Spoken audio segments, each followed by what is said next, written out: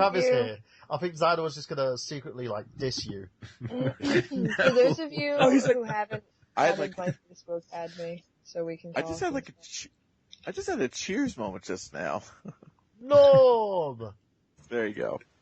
Okay, ladies and gents, welcome back to I Got Gameplay. I do apologise, we have to take this show offline because Blog Talk Radio was having an abortion. So That's not funny.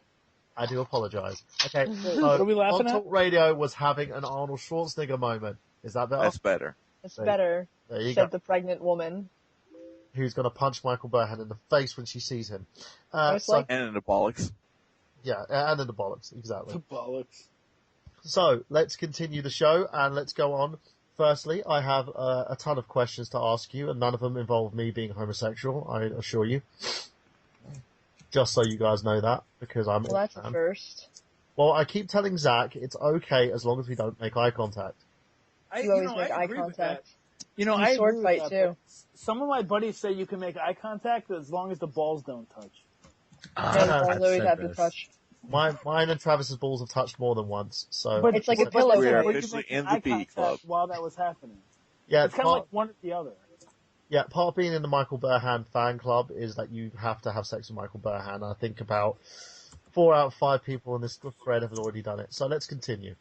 Right, so basically we've got on Team Super Nintendo here today. The team leader is the man, the myth, the legend, and also the AES lover, Mr. Zach Latour. What, motherfucker? I'm the originator of Skype Bacon, bitch. Yes, he is. And also a member of Skype Baking is Rob Man. We also have basically his second in command, and Marine herself, and someone who does not think Michael Burhan is a man. And that's Marley Riley. Woo, I have nothing interesting to say, but I ate bacon today. She did. And also we have Bacon. Mr. Travis Goss making his rose-coloured return to I Got Gameplay, and has also now become an executive producer on the Retro Island Network. Travis. Hey, how's it going? I'm glad to have earned that title. Okay. Congrats. Adding so his return onto the Retro Island Network, other on a different show, Mr. Rudy Ferretti. Hey there. What's going on, guys? I like that, hey. Yeah. I'm fucking sick of this shit. Also, we have the team leader for Team Genesis here, Mr. Miguel Leon, the Untitled Movie Show. Team Blast Processing! You do what Nintendo...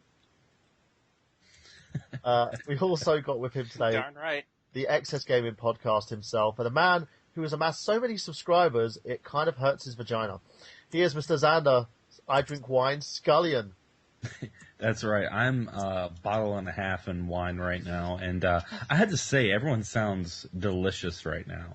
I know, Yeah, everyone sounds sounds beautiful. really, Xander, I really could taste sexy. you right I won't now. lie, everyone does sound delicious right now. Everyone Thank sounds you. really sexy, and I think it's mostly because of Michael Burhan. Thanks, big boy. I am such a big boy. You should know. No, not you. I was talking to him. Jesus. Oh, thank you. Just being a girl, you get all my hopes up, and then Michael Burhan she just kicks me back down again. We also have today with him as well a man making his debut on I Got Gameplay, a gentleman who, if you try to have a fight with in the street, he'll probably be able to bench press you. He's Mr. Ricky Rhino Brown. Does my voice really have to follow a sensual voice like Xander's? It does, because Xander You is can follow sensual. a sensual voice like mine. Apparently, Sarah was actually saying to me today, as quite a comment for this, that me and Xander, if I actually do my American accent, it sounds like I'm talking like Xander. Let's hear it. I don't believe it. Yeah. Okay, let's just try it. Hey guys, welcome to the Excess Gaming Podcast. I'm your host, Xander Scullion. Nope. Xander's voice is more like milk chocolatey. Yeah, seriously, it makes me want to rub butter all over my body when I hear his voice. So. Yes. I'm already Seriously, right? doing that. Okay, first my nephew is basically like getting my game at the moment, and now it's Xander. I can't catch a break, seriously. No, it's always been your nephew. There's Yeah, something about him. He's adorable. He won my heart. Yeah, I get beaten by a 6-year-old, and now Xander Scullion is taking over the show, ladies and gentlemen. Hey, he's missing a tooth, okay? It looks like he got into a really bad bar fight.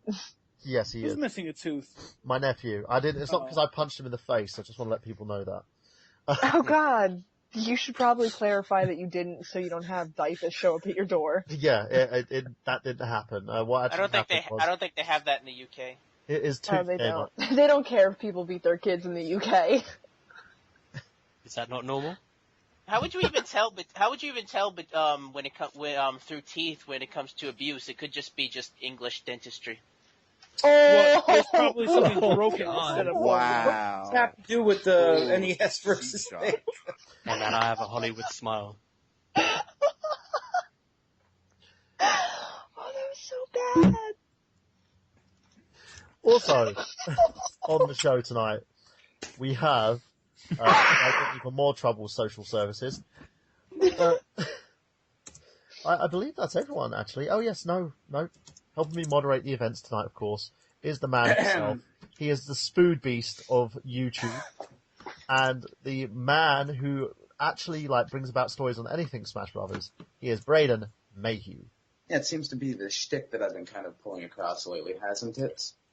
With my new slideshow format, because my webcam is broken. So I gotta start scripting out videos that way. How are you doing tonight, Burhan, other than the chaos of, trying to go live? Tonight? Yeah. I have to admit, ladies and gents, Blog Talk Radio has been a big pain in the ass tonight, so we have to do this offline. I'm really annoyed about that because I really wanted to take your calls tonight. But it's fine, we're happy. We're trying to sort of get our nerds on, so to speak. We mainly wanted it live because of the subject matter of the show tonight. Yeah, the subject matter on the show tonight, as you ladies and gentlemen know, is the Nintendo Entertainment System's Super Nintendo versus the Sega's own Sega Genesis. Can fast processing win out tonight, or will the power of Nintendo's ever-loving 90s console and Super System beat them out? Now, we're going to... Yeah, go on. No, I think we really need to point out that this war between the Genesis and the SNES, I don't think people realize, at least today in the modern era, just how heated this war was. I mean, we like to talk about, the whole console wars between the PS3 and the 360 when it came out, the Xbox One versus the PS4. I mean, mostly those wars are just, predicated through the internet. This is probably the one big war that I could think of that not only, the internet wasn't around during that time, to be fair, but it transcended that into the mainstream. I mean, it got really heated around there. I mean, I can't imagine companies going out of their way to personally take shots at the competition, but you had that during that era. I mean, Genesis basically made its name about going after the big guys at that point. So it was ahead of it was pretty revolutionary. It was ahead of its time, and like I said, I haven't seen any other console manufacturer do that since. It was kind of like the first. Sorry, I can't disagree more. I mean, what did Genesis do that Nintendo didn't? All that Genesis did was they had great sports games. So I think I'm not talking about the actual system at this point. I'm talking about the actual war aspect of it. Taking shots at the competition. You don't really see Sony going out of its way to take shots at Microsoft, at least blatantly. Whereas back then, I mean, you would have Sega taking shots directly at Nintendo, saying their console, is terrible by ours, or they would basically call the competition out, which, like I said, you don't see in modern advertising now. So, when people talk about the console wars, to me, like I said, I made the comment before, this one was the war to end all wars. This was the one that people, I think, talk about when they think of true console wars. Yeah, Miguel, you're forgetting about E3 this year, where Sony practically poked the shit out of the Xbox One reveal. Yeah, it's pretty. PlayStation Move. That happened. Yeah, but that was just a one-time thing. I mean, we're talking about a whole advertising campaign. Yeah. I don't disagree with you. This, for that era, those two big companies, it was kind of like the first time you seen two video game developers and hardware developers who had big followings for each of them kind of compete in terms of who's going to get the most fans, the most sales, whose big time character was going to sell the most, and kind of do pot shots at each other back and forth. It kind of Like before that, there wasn't really much competition other than everybody making like Atari ripoffs and selling like the ColecoVision, this, that, and the other. These were two different consoles with two like big time video game powerhouse companies. Don't besmirch the name. Vying for the top spot. Like that had never really been done before. I did want to also add that another thing too about the Sega Genesis Super Nintendo console war that makes it so epic is the fact that we're a lot more educated now. Like, we know a lot more about the tech. And, when we have console wars, that's something that we always bring up as, Xbox One does 720 with 30 frames, where PS4 does 1080 with 60 frames. I mean, that's kind of like common knowledge now. But, back then, we didn't really know what blast processing was. We didn't even know what it was. That was something that we would use as like a clutch, as like a last resort when we would talk to a Nintendo fanboy back then. So I mean, it was very mysterious, and it was a very cool battle back then. I mean, I was very young, but I remember even back when I was like 6 or 7 years old, talking to people and defending a console. Back then, I was a Super Nintendo guy, but I had to choose a side, and I really loved the Sega Genesis.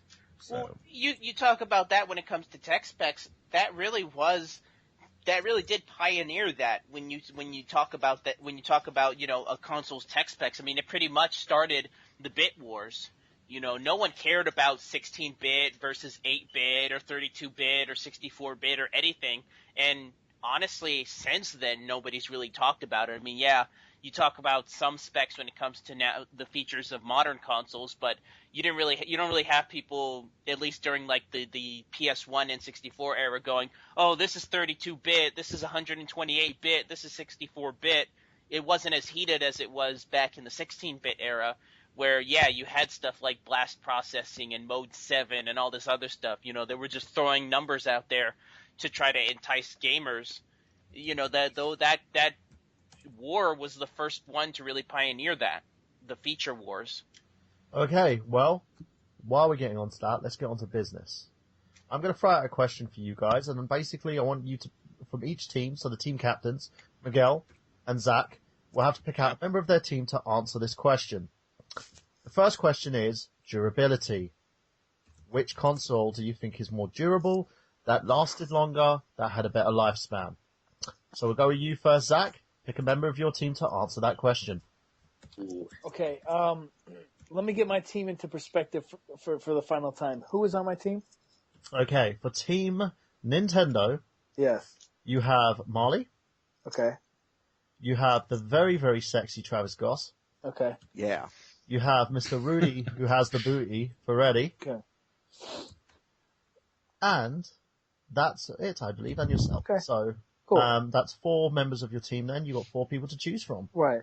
All right. Travis, destroy this Genesis shit here. Would you like me to say the question again, Travis?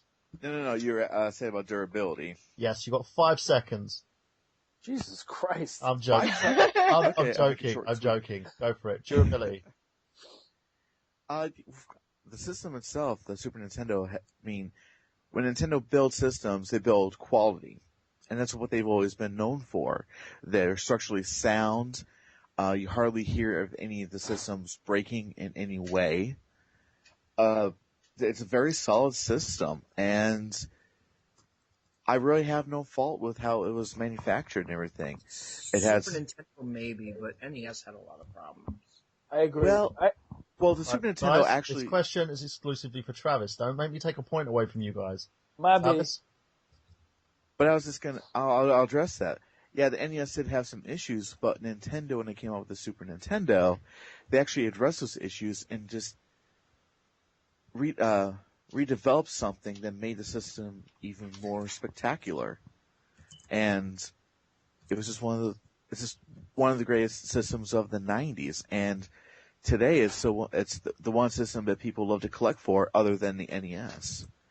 But going back to the system, the way it was designed, it just speaks, play me, have fun with me.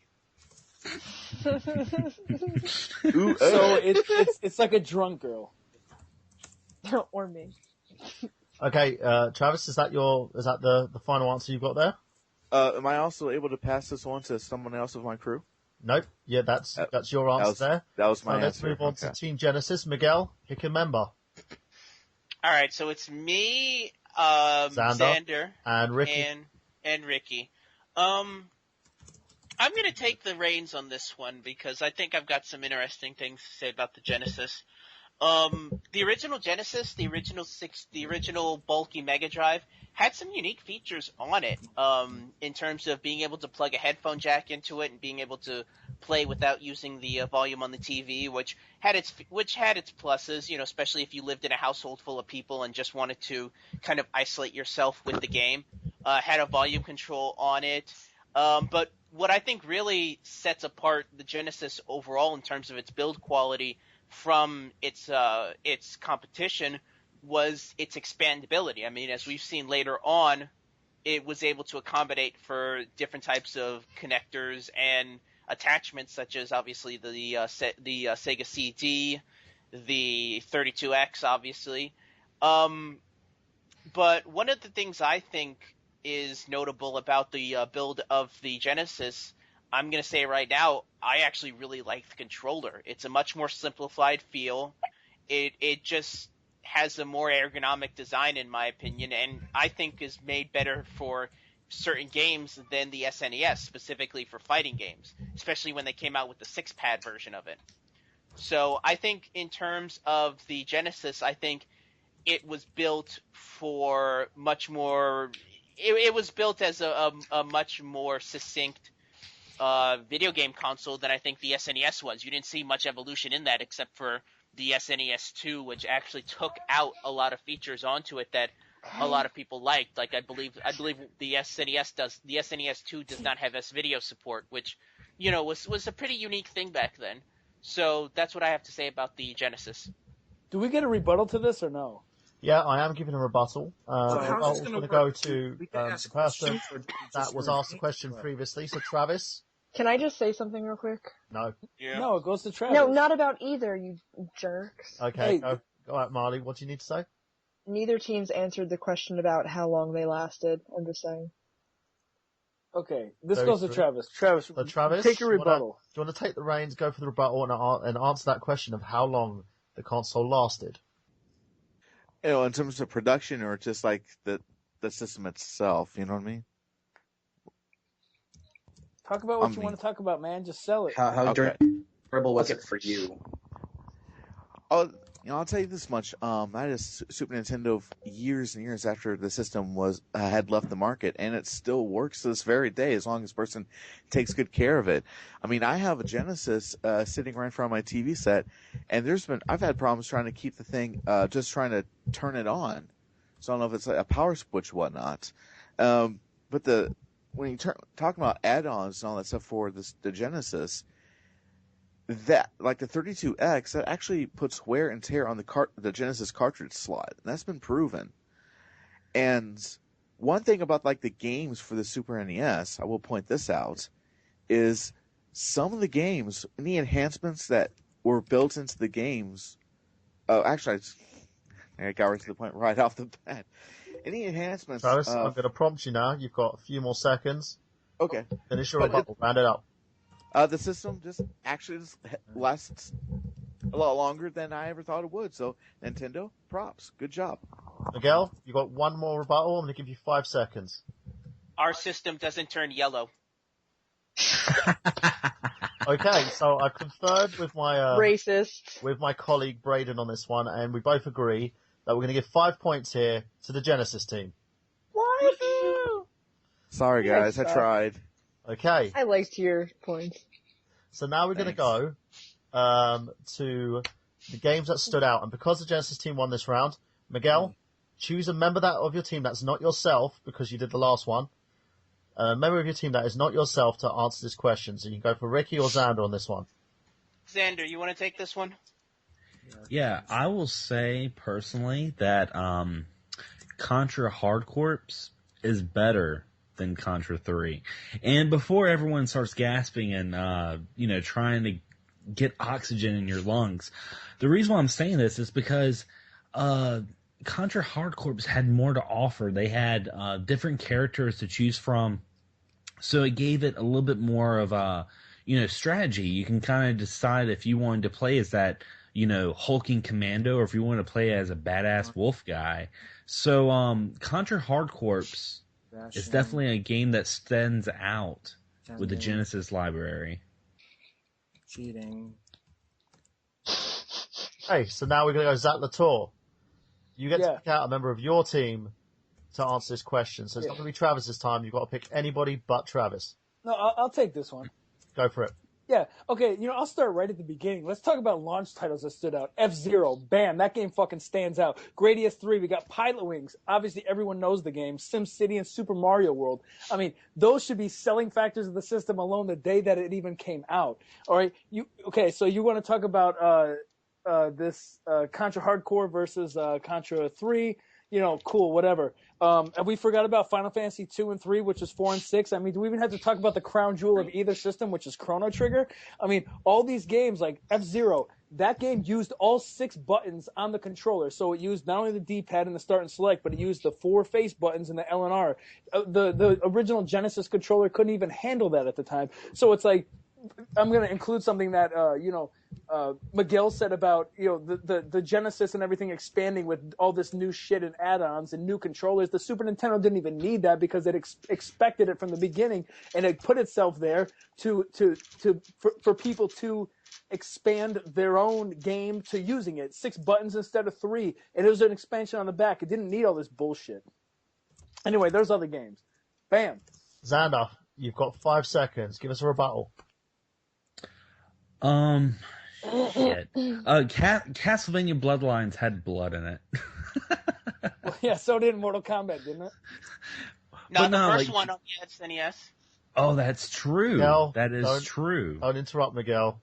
Sorry, Xander, go for it. But no. If you had to compare Castlevania 4 to Castlevania Bloodlines, while Castlevania 4 had the graphic upgrade with the Mode 7, Bloodlines had a little bit more of a mature feel to it. Okay, can I make a suggestion for this? I think this is a good idea, okay? I think that each person from each team needs to be asked the same question and get their own individual response. So this way, we actually have a debate here. I feel like when we select people who are talking. Really? I think it's so we can actually get the teams to win and decide basically based on an opinion. Just a suggestion. Other than the team. But don't worry, because I'm the host of the most, I'll take the suggestion on board and shove it up my ass. Now, ladies and gentlemen, I'm going to give you the winner after conferring with Braden Mayhew. Our winner for this one is Zach Latour and Team Nintendo. Woo! Nintendo's better than Sega! So, Zach, you got the ball running with this one. Okay, because you did, and I'm going to actually make a point of this. You actually talked about the titles that made that console. As you said, the F-Zeros. I would have added like games like Mario World, if you want to add that. I talked about Mario World. Games that basically made the console what it was. Xander, you did great talking about Castlevania, but there was a lot more games out there that you could have actually popped on. Plenty. Yourself. So, good It's job. a horrible question to make a point. Good job. And now Team Nintendo is basically in the lead, so it's a tie with 5 and 5. Now, what we're going to do for the next question, Zach, pick a member of the team to talk about first impressions. What did people think of the console when it came out? What was the first impression people would think about it? Okay, is Rudy still here? Rudy is. All right, let him have it. Rudy? Yes, sir. 5 points. First impressions of the console. What did people think of it? How did Nintendo knock Sega on its ass when the Super Nintendo came out? Well, I think that, the Super Nintendo just was overall a better system by far. Just the variety in itself made it a better system. Hands down, that's what destroyed it. You told me 5 seconds. I didn't have much time. So. No. Stop for the first one. 5 seconds is only for your rebuttal. Continue. Oh, okay, cool. Super Nintendo, they had better games. I think the connections on the Super NES were better. Of course there was a similarity between the two, but I just liked the way that the chords, felt, the way that they would go into the walls, and also the graphics, hands down. Super NES, if a game was made primarily for Super NES, the graphics were better. In some cases, but not all, Sega Genesis games were better if they were primarily for the Sega Genesis system. But a lot of times, Super NES games really overpowered the Sega Genesis games. Like Bram Stoker's Dracula was close with the Super NES, but because Super NES was more, developed for that game, it was better. But the argument could also be said, though, about other games. So it's kind of like a double-edged sword, I guess I'm getting into here. But at the same time, I really think that if a game was made primarily for Super NES, it was 100,000 times better than it ever would be on the Genesis. Okay, Miguel, same question. Pick a member of your team to answer it. Well, there's only one person really left now, it's Ricky. So I'll direct this question at Ricky. Save me, How Ricky. did the Super Nintendo how did the Mega Drive destroy the Super Nintendo with people's first impressions? What did they think of it? What were the games like? How do you think, when turning that console on, it made you believe that it was so much better? It did what Nintendo don't. Well, to be totally honest, because I think the Genesis came out before the Super NES, I think the timing was very different. I think the console looked a lot newer than the NES as well, the Super NES. The console itself, it seemed mature. The games seemed mature with things like Altered Beast and Zombies Ate My Neighbors, those sort of games that I used to love. I think it just looked like more of a grown-up console, really. And I know that I was younger when I used to play it, but I just generally preferred older games. I didn't want to sit there playing Mario all my life. I actually enjoyed Sonic a lot more. It looked like a nicer console to play. Just to me, the Super NES seemed to me like a family console. That was a good answer. I like that.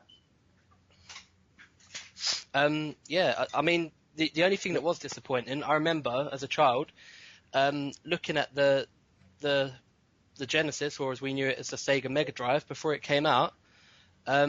My dad actually thought it was going to have a CD drive. It looked like it had a CD drive, but it didn't. Obviously, it had the cartridge, but it looked like it had a CD drive. That was disappointing, but it still fared well as a console. I played it a lot more than the Super NES every day, especially when that 32X came out as well. Okay, guys. Well, me and Braden are kind of tying on this one. So what we're going to do, we're going to give you a bit more time now. So, Rudy, you've got 20 seconds with a rebuttal here on basically the first impressions. You can go back to personal experiences as well on this. First impression on the Super NES and Sega Genesis? On the Super NES, why did it knock the Sega Genesis out of the park? First impressions. Just by turning the console on. Okay, number one, it was better looking. Number two, it had much better games. And the reason I can say this is because there was a lot of goofy, silly, space-based games. There was some really stupid sports games. The Super NES, the first impression was it had all the classics, that started off with the NES, like the Marios and all that stuff, but also added even more variety. You had games like, weird games, Wizard of Oz. You had just all weird, crazy games that you couldn't get on other systems. Some games you could, but it was a lot of games you couldn't get on other systems. It just had such a unique variety, and the amount of games that were available was just absolutely insane, and arguably the greatest system of all time due to the fact of the such advanced graphics it had with the pixelations and colors compared to the Sega Genesis that only had a limitation of graphics and pixelation. Like when you would do options and stuff, it was already like, a 64-bit system that was only 16-bit. It was just absolutely, the 3D-ish backgrounds was just absolutely amazing. Sega Genesis didn't have that, and that's a fact. Okay, Ricky, go for your rebuttal. Well, all I'm going to come up with really is the first thing you said. The Super NES is not better looking than the Mega Drive. I mean, the Sega Mega Drive is black. Batman's black, let's be honest. That's better looking, straight away. I'm sorry, no grey, dull-looking console is ever going to be better looking than a black console. Apart from that, I don't really have much argument. Blast processing. No. Okay, ladies and gents, I think with a hard battle on that one, and Ricky, you did make an amazing point here, but I am going to go with Rudy Ferretti on this. So Team Super Nintendo has 10 points now. Woo! Team Sega has 5. So what we're going to do now, we're going to make only 5-point difference. I'm going to mix this up a little bit as well. and we're going to have a tag team round. Yeah, I'm going to do my Teddy Long here. Look, listen up, player. We're going to have a tag team match. And the way we're going to do this is we're going to pick 2 members of each team to tag each other in on this question. Okay? So as you basically have your first one goes, there's no time limit on the first answer.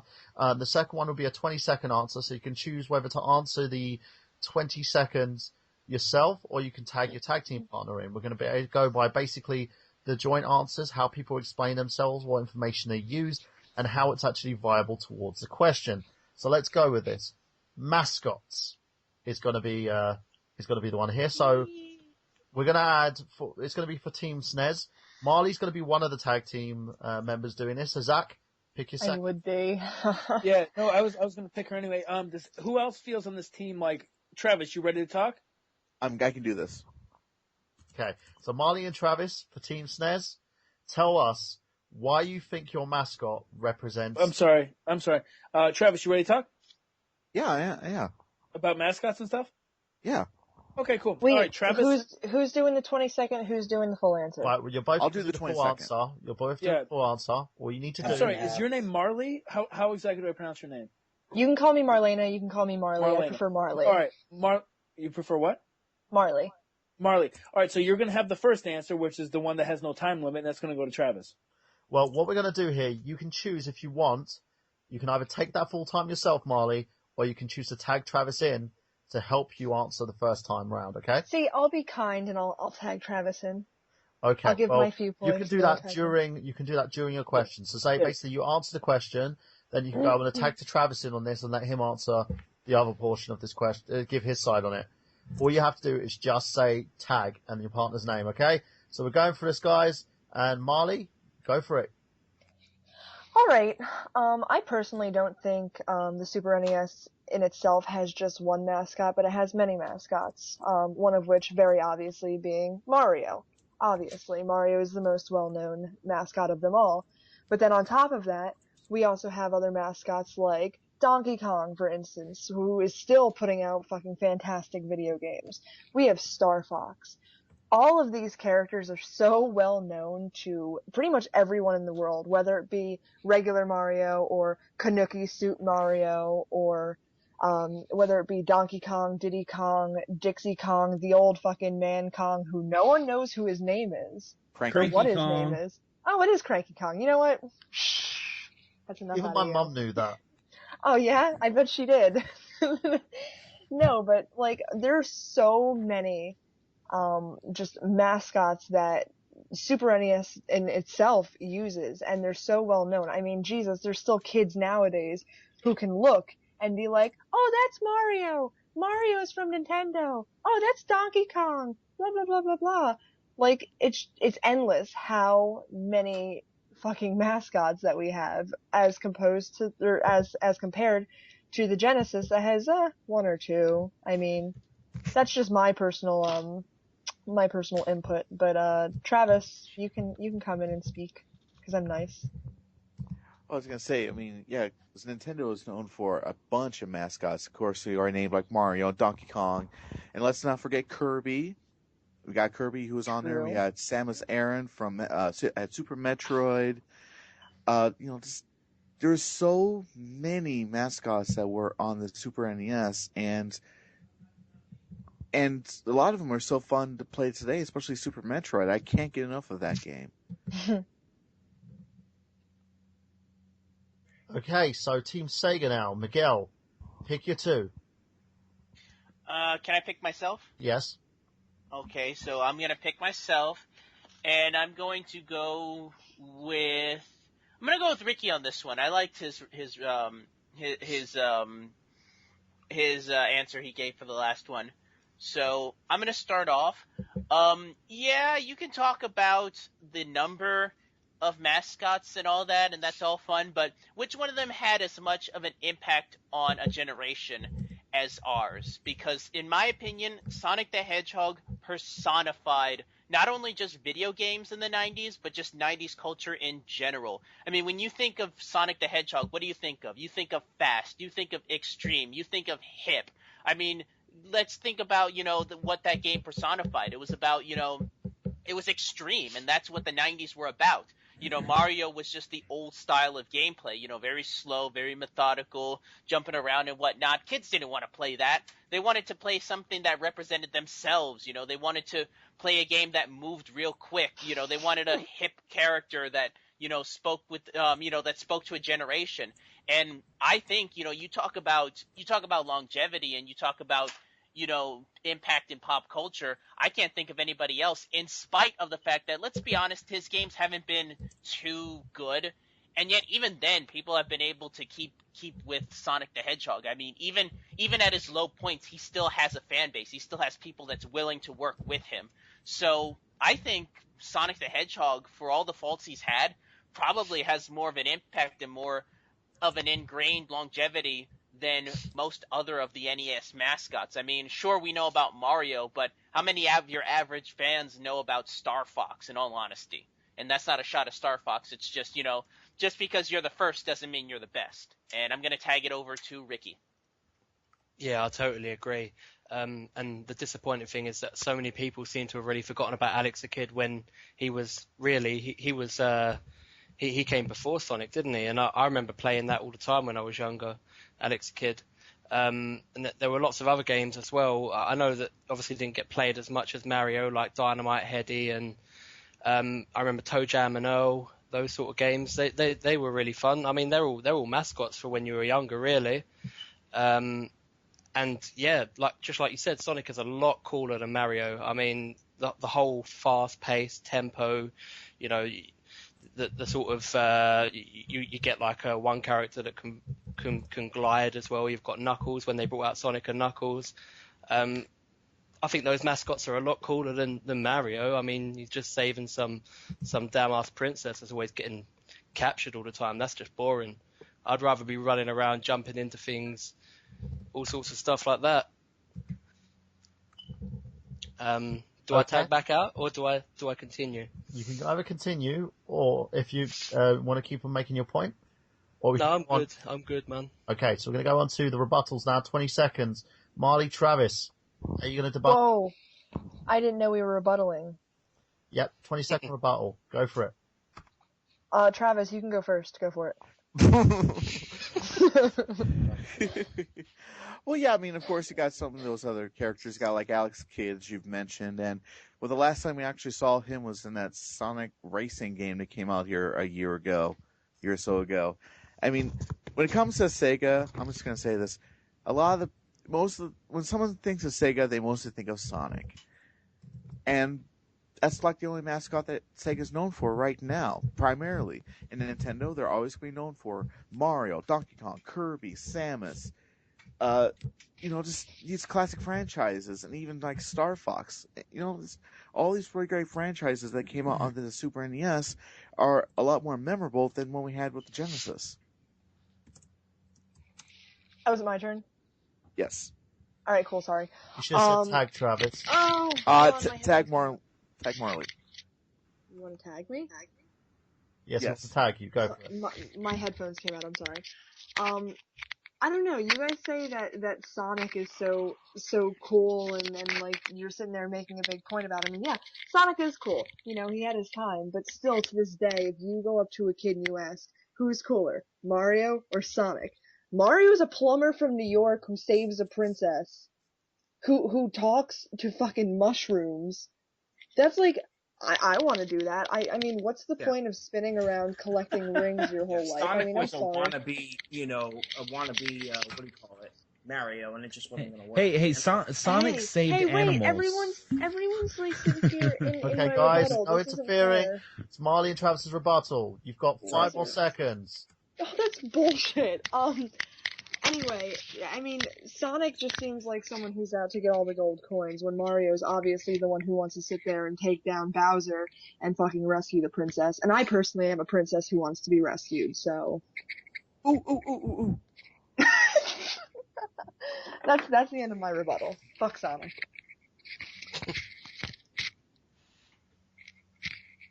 Did I break it? Did I break everyone? Farhan, wake up. Miguel, Ricky, your rebuttal. I thought I had this unmuted. I do apologise. Ricky Miguel. Fat. 20 seconds. Yeah, I'm faffing. 20 seconds. Go. Plumbers have not nor have ever been cool. If I need a hero, if I need a hero, I'll call Sonic because he's got the attitude and the gusto to do it. If I need Mario, I'll call him if I need to fix a toilet. There, I said it. Go ahead, Ricky. Oh god, I was gonna say something along those lines, but yeah, I generally don't think that plumbers are cool at all. They're probably down the bottom of the food chain in the UK. I know that for a fact. However, if I did see like a hedgehog running past me at the speed of light, I would probably shit myself. And I think Scary's cool. A plumber, however, jumping around, fighting plants, pretending that he's cool, saving some chick that just gets captured by little things in shells. I don't know, tortoises all the or something. time. Yeah, I think generally that's not cool. That's not cool. And I'd rather be running around stealing rings and gold. Because let's be honest, in this modern society, that is actually the way that you progress, I think. If you're Jewish, Fair enough. Damn. I'd rather fuck a plumber than a hedgehog, personally, and I've seen pornos that do that, so. I don't know. The plumber, not the What hedgehog. porno Hedgehog. have you seen where they bang a hedgehog? I said the farthest I've plumber, ever not the seen bestiality hedgehog. wise is Yeah, with but a dog. plumbers don't wear ties. Aside from the porno references, we have a winner. For this round, the winners are, based on the way they tagged it for their team, the references they made, and also the fact that they actually talked about how the characters stood out, where Marley and Travis, you could have basically even talked about the cross-preference, like the Mario movie. You could talk about how the franchise went into serials. You could have basically done a heck of a lot more there to bring out the characters for that console. And we're going with Ricky and Miguel. Wait, Team Sega question. have 10 points, and it's a tie so far with Team Sega and Team Nintendo. We blew that Can one. I ask a quick question? Go for it. Did they really make, like, Super Mario cereal? Yes, they Yes, did. they did. And It was Nintendo- I am Nintendo, so, guys, I'm Yeah, like, come I I'm don't remember this. 22. I'm 22. Nintendo Come stereo on. system. Oh, 22. wait, babe, it's fine. Totally fine. Okay, and they also made a cartoon series as well. Yeah, I know. That was a good series.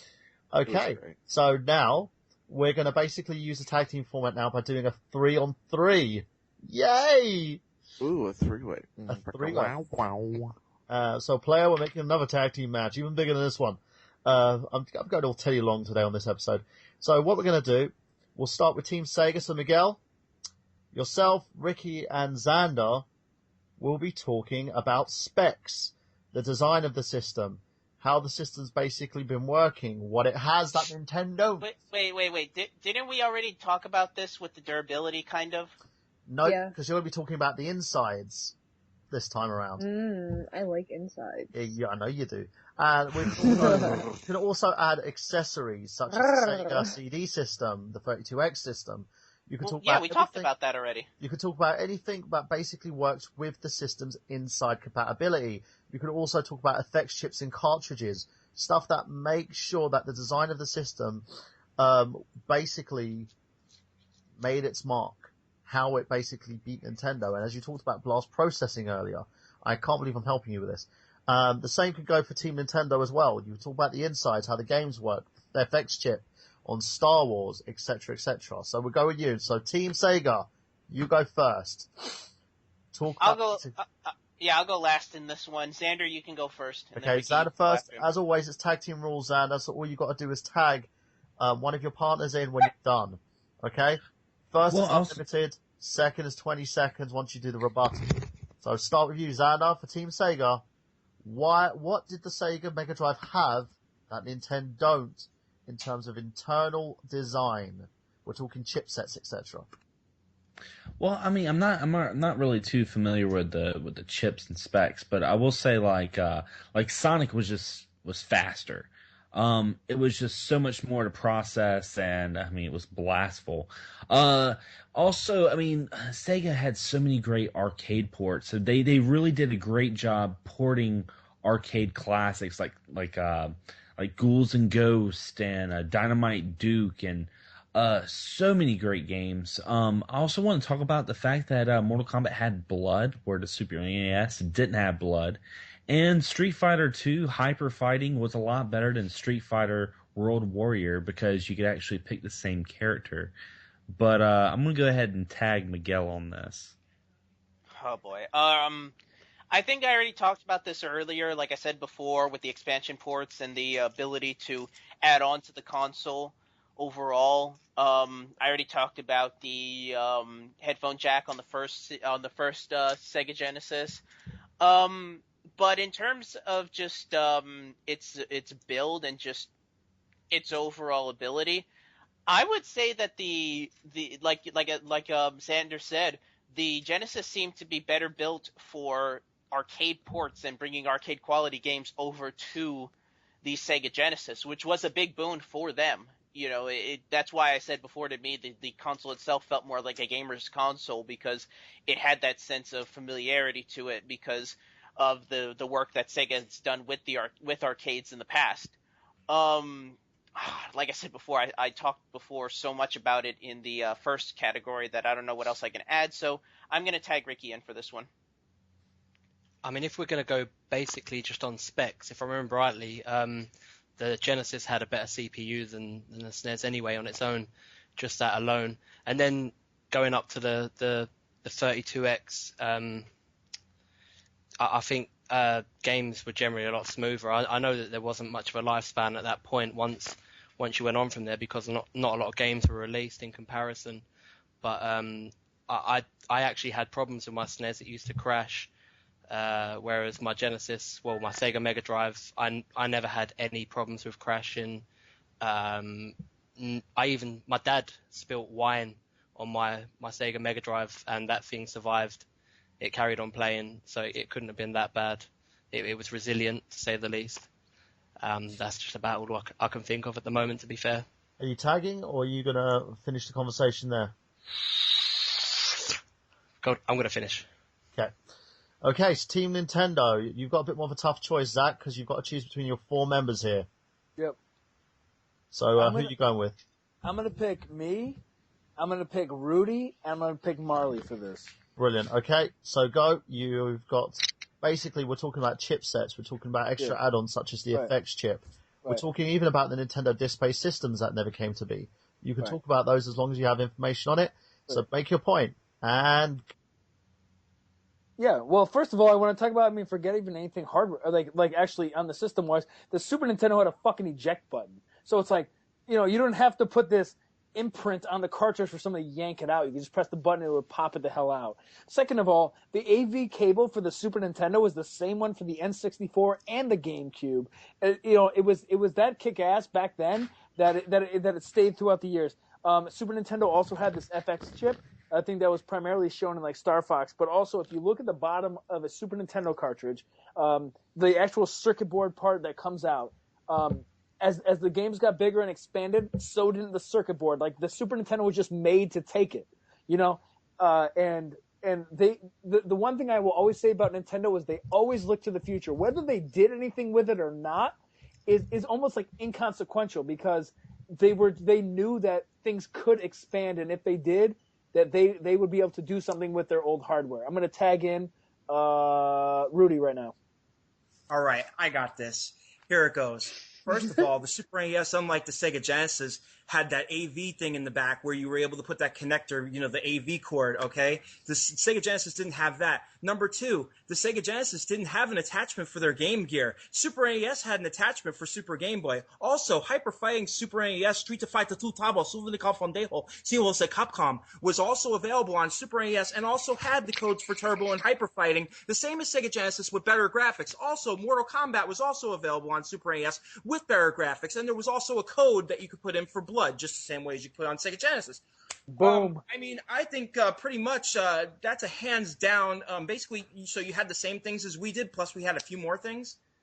Super Nintendo wins as far as I'm concerned. I'm going to tag Male. Hi. I'm actually going to touch on something that neither of the other two touched on. The onboard RAM for the Super NES in overall is the main RAM had 128 kilobytes, which is pretty much a ridiculous amount for a console at that point in time. And also the video RAM was 64 kilobytes of main RAM, which is 512 kilobytes plus, or bytes plus 32 bytes of sprite RAM. On top of that, if you were to plug your Super NES into your computer, which is possible because they did make outlet cables for them, you can take any music from any of the games and save it over as an SPC 700 sound format or an SPC file for any of you who don't know that.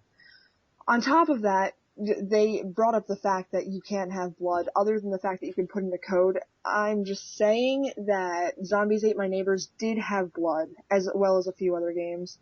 But the audio RAM, okay, give me a second, Zach. But the audio RAM on top of that was 64 kilobytes, which was absolutely ridiculous, as I said before, to have in a console at that point in time. It has an ADSR envelope control for the audio. Frequency scaling and modulation, which is also really ridiculous. Sega didn't have that, just putting it out there. Noise generation was, oh, sorry, I just dropped something. Noise generation was, very much different than it was on the Super NES. The input clock rate on that, I believe, was 26.5 or 24.5 megahertz, which is a lot better than Sega. But anyway, that's pretty much how the inside worked. That's one of the main things that I do know. It uses 7 modes of colors and different color palettes. Anyway, I guess I'll tag in. Who am I tagging in? Zach? Zach, am I tagging you? Yeah. All right, yo, Marley, she gave you some mathematical shit, but in general, Boom. that's just mathematical shit. You go listen to the Genesis, go listen to Sega CD, go listen to the 32X versus the Super Nintendo, and it still fucking kills it. The fucking audio chip in the Super Nintendo, I don't know what the hell it was, but it kicked ass, it ruled, and it's better, and everyone knows it's better. Everyone knows it kicked ass. Rudy, you wanna kill this subject? I want to kill this subject, absolutely. I think we've got this. Yeah, kill it. Y'all know I'm ready to go. Here we go. All right. Also, you talked about arcade ports. Did anybody forget about there was Double Dragon games also on the Super NES? Let me see. Final Fight was on there. There were plenty of arcade ports or arcade-like ports, which even were better in some cases on the Super NES than they even were in the arcade. So once again, Super Nintendo wins hands down. And again, I must say it again. Whatever game was primarily made for the Super NES was always better than Sega Genesis. And Castlevania Bloodlines compared to Castlevania 4, you want to compare Atari 2600 now to the original NES? Come on. And I don't see the Sega Game Gear have anything like Super Mario Paint, where you can make your own music and use the mouse that came along with the Super NES to draw and play and become a composer or making moving pictures that you draw. I'm just putting it out there. I don't know. Game. Exactly. I don't know if Genesis had that, but I'm pretty sure they didn't. They didn't have a mouse. Yeah. They didn't Okay. have Right, what we're going to do, guys, Genesis you guys made a very astounding point, so I'm going to give Team Sega a chance now to win this one over and see if they can do it. I'm going to do something very particular and give you 30 seconds, and you can go through all tags, Miguel, get your team together, and see if you can win these guys over, because so far, they're destroying you at this subject. Go. Ricky, you want to go first? Not really, but if they want to go specs, head-to-head with specs, I'm going to talk about video. Video processing was better on the Mega Drive. I know that for a fact. It had a better transfer rate. I don't know the exacts, but I remember it had a better transfer rate. It used a different style of video. I'm not denying that. But you'd expect that with the SNES coming out at a later date, with technology being different. But considering the time that the Genesis came out, it was, in my opinion, it was much more advanced for its time. Can I tag someone else? Can I tag in Miguel? You know what? I'm gonna have to hold up the fact that it was the first of its kind. You know, you didn't see a 16-bit console at that time. I believe the Genesis was released in 89, I believe, if I'm not mistaken, maybe 90. This would be before consoles like the Jaguar and the 3DO and the Philips CDI. So you didn't see many other high-end platforms out there. I mean, like I said, it really was the first of its kind to pull off 16 bits on a home platform. So I think it does deserve some forerunner points on that regard. Xander, you go. Well, I was going to say that the Sega Genesis had something that Nintendo didn't have, and that was the Sega TV, which was something you would hook up to your cable box that would allow you to play demos and full-fledged games that was on the Sega. You didn't have that with Nintendo. Nintendo didn't have any sort of demo units. The only thing they had was kiosks like KB Toys or Blockbuster. Also, the Sega Genesis had a telephone modem that was it was very rare, but you could actually hook it up to your telephone line and play people from your telephone, which is the very primitive online gameplay that we've come to love today, actually. That's a good point. I mean, they pretty much pioneered Xbox Live before Xbox Live. And that's it. I can't think of anything else we can say, so go ahead. Okay, Team Nintendo. And again, very good points. Team Nintendo, your turn. Yeah, well, as far as I'm pretty sure if you're talking about Genesis, you're talking about the X Band. I'm pretty sure there was one for Super Nintendo. If there's not, you guys can laugh at me behind my back. Anyway, I just feel like the way that the Super Nintendo came out and the way they did it was they were just ready for shit of the future. If something comes out, they can take care of it. Instead of Genesis being like, if something else comes out, we'll just fucking add it on. Now, I will give you the one thing that the Genesis did come out first, and that is one thing I do respect. I mean, I respect the Genesis. Don't get me wrong, I love the Genesis in general, but what I'm saying is like the Super Nintendo and Nintendo in general they were awaiting it. They were like, if anything comes our way, we will expand it and we will, prep our system to expand. And I think Genesis only did that to a certain amount. I don't think they did that as much as Super Nintendo or the Nintendo in general did. Nintendo did, but I think Super Nintendo was much more ready for this, and the Genesis was. I think Nintendo looked far further to the future with Super Nintendo than Sega did with the Genesis. On top of that, as Travis and I were just discussing in the chat, Sega Channel was something that neither his cable company nor my cable company provided as a child. So even bringing that up is almost a moot point. The fact that 98.9% of Japan and America could not use it, you would probably just get better gameplay by playing with someone who is sitting next to you, rather than playing with something that was pretty much slower than dial-up. I just wanted to stick that in there. I'm sorry. I'll stick it in there. That's what she said. Is that rebuttal over? Yeah. Is anyone else speaking on SNES's? Okay, well, you've got whoever wants to speak. You've got 2 more seconds. Okay, Super NES had a programmable controller, Sega Genesis didn't. Super NES also was the first controller to have an L and R button. Sega Genesis did not. Boom! Okay. Right. I'm just going to do it very quickly with Braden here and find out exactly who we've got here, because I'm kind of torn here. And the winner is, and I think the edge has to be given to you guys over Rudy's basically masturbating system. He just went like a fucking chainsaw. We are going with Team SNES here for this. Team Genesis did come close, but Team SNES gets 5 points. 5 points, right there. How's that 5 points pay for my asshole. dick? Okay, so now we're going to go for another question here in regards to need. The need for the console. So... Whoa, what? There needs to be basically a dildo that I can plug into my SNES so I can do my SNES. There needs to be one. Oh, I'm working on that prototype. Yeah, I know he is. Like, Travis has got perverted thoughts in his head. So far away? Right, basically, let me clarify. Need on the console mean about units sold, mean about how many consoles were selling, how effective it was in terms of marketing itself.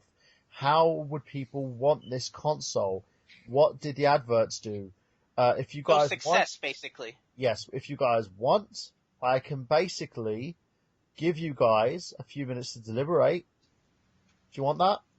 Yeah, I'll take that. Yeah. Okay, How do we do that in chat? We're going to give you a 5-minute deliberation here, guys, while me and Braden are just going to have a nice little discussion with ourselves over what you guys think. So let's do that as we cut to commercial right now.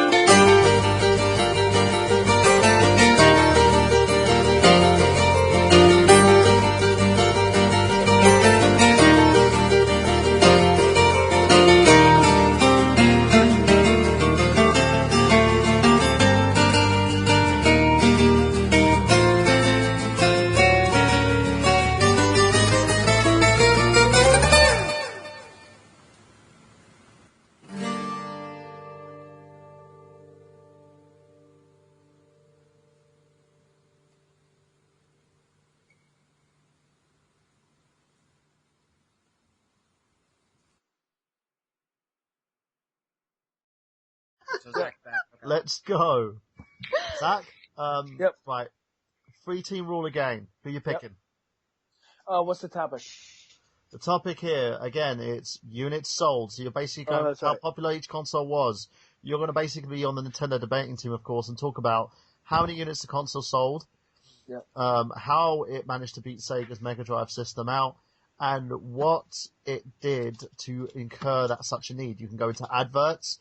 You can go into basically the presentation, like booths like Toys R Us and stuff had their presentations of the consoles and play systems and stuff like that. So pick Question. 3 members. Go on, Marley. Question.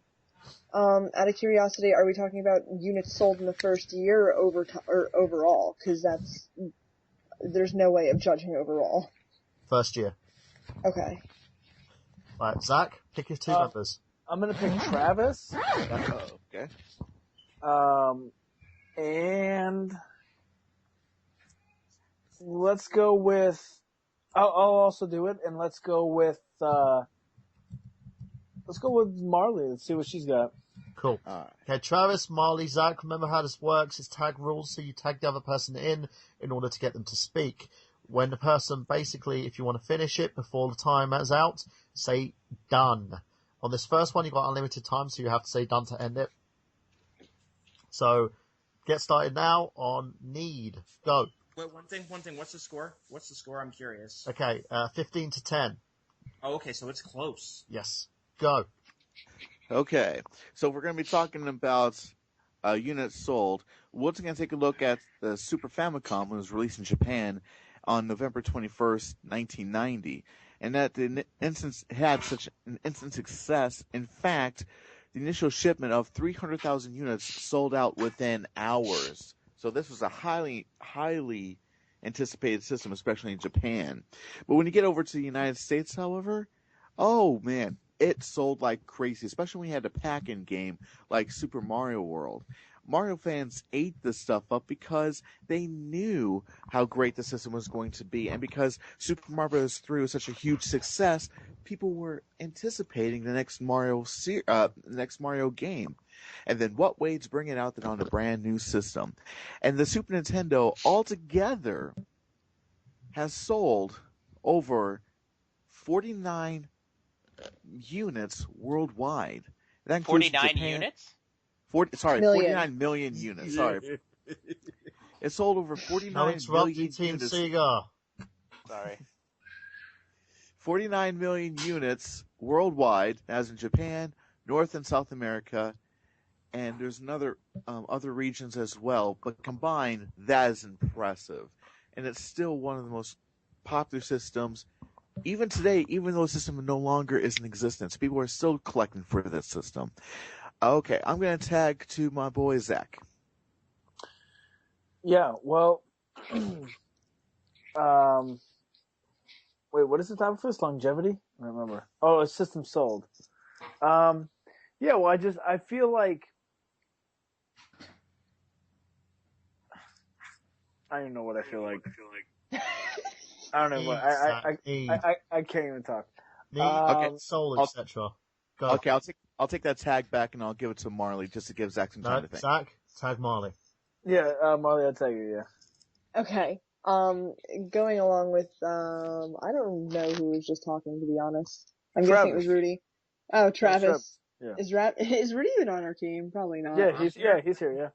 Okay, well, Travis, going along with what Travis said, there were 49 million units sold on a console that was released 2 years after the Sega Genesis. Now, realize that the Sega Genesis was released in 88. The NES was released in 90. 88 plus 2 is 90. The Super Nintendo was, yes. Yeah, Genesis was released in 88. Only sold an estimated 40 million. So, even with the 2-year difference of when the Genesis came out as to when the Super NES came out, the Super NES was managed to sell another 9 million consoles. That right there shows how much more wanted this was.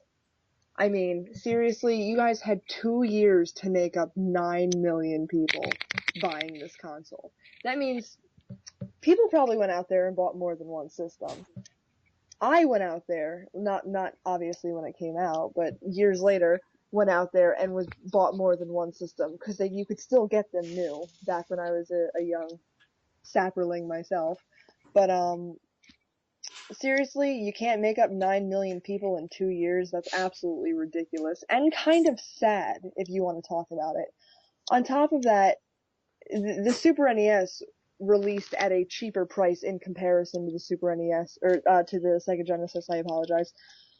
I know I'm getting off topic, but seriously, how can you not say that's not the better deal? It was cheaper, it sold more, it played better, it had more things to offer, it was advertised more on TV, there were commercials everywhere.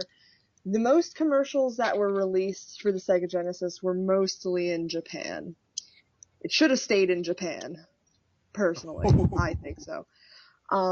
Super NES, as comparison, you couldn't sit in front of your TV without seeing 5 to 6 commercials, probably back to back. Well, actually not back to back because they didn't do commercials like that back then.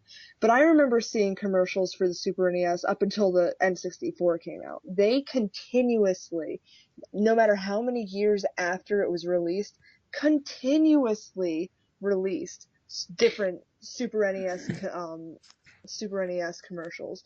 On top of that, games for the Super NES were much cheaper, so everyone was getting a better bang for their buck and getting a better gameplay from the system. I'm gonna go ahead and tag Zach. Zach? Yep, yeah. Alright. I'm 100% with my team, but I do want to clarify one thing. It's not necessarily that Super Nintendo games were cheaper or a better deal than Genesis games. There were some Super Nintendo games that were over $130, so I can't have that on my conscience, pretty much. Anyway, that being said, yes, the Genesis came out first, and they can have that first. Like when people watch a video on YouTube first, and they say first, and they don't really have any shit to say. Sure, the Genesis can have that, but so there's a pro with coming first, being that you were the first, but there's also a pro of coming after the first because you learned what other things did incorrectly, and I think the Super Nintendo learned from that 100%. First of all, like I said, the controller. Instead of having 3 buttons, not kind of D-pad in the start. Well, Genesis didn't even have a select button, but you're not even counting those. They had 6 face buttons instead of 3, and that's a big thing. They also they primarily, I think, were kind of pushing the RCA AV instead of the cable one, whatever the RF. You even look at the NES versus Master System. The NES had the RCA jacks, but that's neither here nor there. But I feel like them waiting, they actually got things correct. And you can bitch about and judge that. Yes, the gray is now faded to yellow and whatever. But I will also say that I feel like Nintendo knew what people wanted, because if you look at games kind of like Mario All-Stars, it's like, why in the hell would Nintendo bring back on the Super Nintendo and NES game? And it's because they knew people wanted it. They knew that people would play those games, and that they wanted them updated. And another thing, the last thing I want to touch on is, you talk about units sold, but how much does that really fucking mean? Because the Genesis had the Sega CD, and it had the Sega 32X, and then you had to have all this bullshit and buy all this extra stuff. So, you had a certain amount of systems sold in order to them to get to the Saturn, which I think was almost like they weren't even going to put it out. But then you also had the Sega CDX, which had the Sega and the Sega CD, but it didn't play the 32X. And as Travis talks about, the 32X had wear on the console, blah blah blah, all this bullshit. Super Nintendo sold what it sold, and that was that. There was no extra shit. Yeah, there was extra peripherals like the gun that it had that monitor thing or whatever, but as a system, you could play any game that ever came out for it on the Super Nintendo Entertainment System, and that was that. You didn't need to have all this bullshit attached to it. So there's that. Tag Marley right now. Not only just going with how many of the systems itself were sold, but you got to look at how many of the games, of your name games, and of the games that the mascots come from. The Genesis team was so quick to sit there and talk about how awesome Sonic was. If you look at how many games Sonic sold, they only sold 15 million games. Now, if you look at Super Mario World being, our Super Mario being our mascot, we sold 20 million games. Even deeper than that, if you want to go into, Donkey Kong, for instance, Sonic the Hedgehog 2 sold 6 million, Aladdin sold 4 million. Those are your top selling games for Super Genesis. For Super NES, Donkey Kong Country, 9 million, Super Mario Kart, 8 million, Street Fighter 2, 6.3 million. All of our games, our best selling games, sold more than all of the Sega Genesis games. It's very, very obvious which console was the more desired and more wanted console, especially for the Genesis being out 2 years earlier than the Super NES. And I'm just gonna go ahead and end this point, unless anyone else on my team has one more rebuttal or. I do. Okay, go ahead. And we were talking about cost earlier, but then saying the Super Nintendo actually was a little bit cheaper than the Genesis. Let's also keep this in mind. If you wanted to play any of the Sega CD games or the 32X games, you had to have a Genesis. And then also it costs money to get these other add-ons. So really, when you really look at the grand scheme of things, this Super Nintendo the cost of that system was a lot cheaper in that regard. Done. One last thing. Done. Oh, not done. Rudy. Yeah, one last thing. I have to add it. Wait, no. Sorry, it's only 3. It's only 3. Oh, okay. I'm sorry. Can't violate. You can add it in the end if you like. Right, okay, Team Sega. Got to make this count, guys, otherwise you will lose. Right, remember, you could talk about promotion, advertising, what made it look hot. You could talk about units sold. You could talk about basically how much it did in the first week, how it was better than the Super Nintendo. Basically, everything that made this console a need. Why would people want it in their homes? And go. Well, I can't really argue much considering they did throw out hard numbers, but if there's one number I could throw out that they didn't mention was the fact that even though Nintendo was pretty much dominant at one point early on with the NES, the fact that the Genesis was able to come in and take over basically over the market as much as it did. I mean, at its peak, it took over more than half the market at 55%. The fact that there was anybody, especially at that time when you consider Nintendo's quote unquote, legal, I'll put that in quotations because even they've been accused of illegal practices, their licensing agreements and things like that. Considering there was somebody that was able to come in and break up that lead, I think is really worth mentioning. The fact that you had other companies like NEC and 3DO and Neo Geo come in and try to get into the console market, and none of them were able to get a foothold into there, but Sega was actually pretty interesting. And you talk about need and desire. I think the Genesis forced Nintendo to have to evolve its practices because we said it before, up until that point, Nintendo didn't do adult or mature content on their consoles. And then when the Genesis came out and brought with it Mortal Kombat and what it allowed on there, it kind of forced Nintendo to kind of be a little bit more lax and want a little bit more of an adult contemporary feel to its console. And in terms of defending its add-ons, like people have kind of dumped on, I give them credit for taking the risk and seeing a future in that. They knew that the future was going to be CDs. They knew that the future was going to be full motion video. They knew that people were going to want better graphics with their games, and they brought it to them. Yeah, they brought it to them with the 32X, with the Sega CD. I'll admit it was a little bit ill-fated, and I think they probably shouldn't have gone into it as gung-ho, but I'm willing to give them to give them credit for trying to be pioneers. They pioneered that technology for the consoles, at least on the mainstream. You had companies like 3DO and the TurboGrafx 16 that had their CD add-ons, but nobody really had those consoles. So for all the things we laugh at for them, they were pretty ahead of their time, and I think they do deserve a lot more credit for what they brought to the field than the SNES. I mean, the SNES was a great console, don't get me wrong, but I wouldn't say it was a trailblazer as much as I would the Genesis. I think they did a lot of things right. I think they were the first to do a lot more for video gaming than the SNES did. The SNES just basically came along and did what they were doing, albeit a little bit better, but you know what? You got to give credit to the first. And I'm going to tag in Xander for this one. I got 2 words. Michael Jackson.